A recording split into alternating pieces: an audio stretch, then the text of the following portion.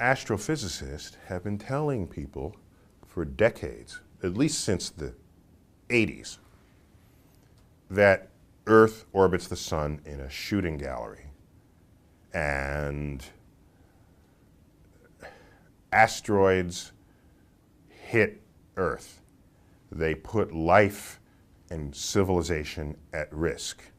It was the 1980s where we finally concluded what was the primary reason that the dinosaurs were taken out of the tree of life, that an asteroid the size of Mount Everest slammed into what is today Mexico. In fact, the Yucatan Peninsula. There's a 100-mile diameter crater there that is left over from this impact. And we learned over the decades to follow that you didn't have to just be there to die.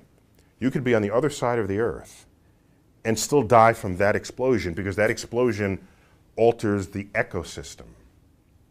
Fires that are triggered everywhere put soot into the atmosphere, blocking sunlight, knocking out the base of the photosynthetic food chain. And you can send a wave of extinction across the tree of life. We began to learn this in the 1980s. We've been telling this to officials, to elected officials, to government agencies. But it took an actual meteor over Russia exploding with 25 times the power of the atom bomb in Hiroshima to convince people that maybe we should start doing something about it. I'm almost embarrassed for my species that you can be so blind to everything experts have been telling you, and you got to wait for people to almost die to say, oh, I guess they are out there. Let's find legislation to help find them and deflect them. So I'm a little embarrassed for us.